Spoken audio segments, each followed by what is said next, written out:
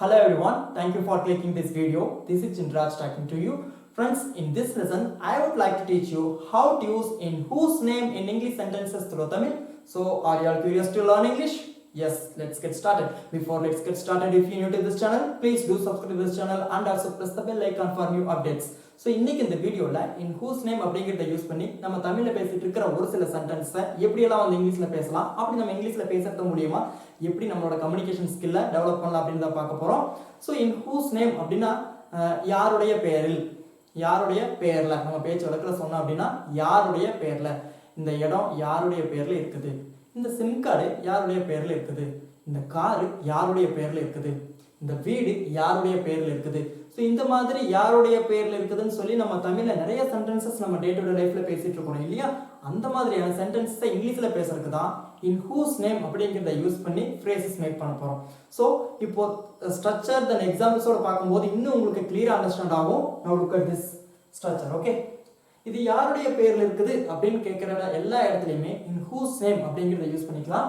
So this is fixed in whose name plus helping verb. Okay, in whose name plus helping verb plus object.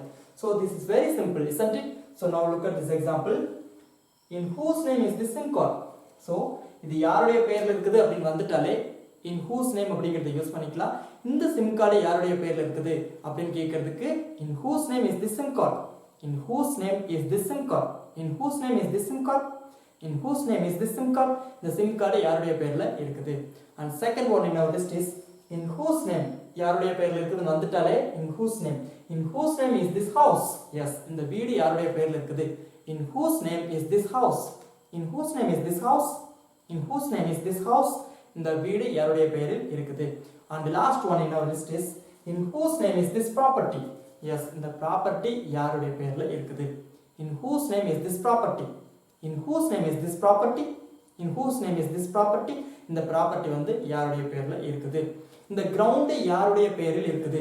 So யாருடைய பேரில் இருக்குது அப்படின்னு வந்துட்டாலே in whose name அப்படிங்கிறத use பண்ணிக்கலாம். So இந்த ground அப்படின்னா திஸ் கிரவுண்ட். ஸோ அதுக்கு முன்னாடி நீங்க ஹெல்பிங் வெர்ப் யூஸ் பண்ணணும் இல்லையா. In whose name is this ground.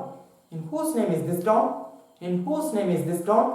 So இந்த மாதிரி எதெல்லாம் வந்து யாருடைய பேர்ல இருக்குதுன்னு சொல்லி நீங்க கேட்க ஆசைப்படுறீங்களோ அந்த எல்லா இடத்துலையுமே வந்து இன் ஹூஸ் நேம் அப்படிங்கிறத யூஸ் பண்ணி own phrases வந்து நீங்க ஈஸியா மேக் பண்ணிக்கலாம். Thank you for watching this video. I'll see you soon again some other interesting lesson. Until bye bye. Take care.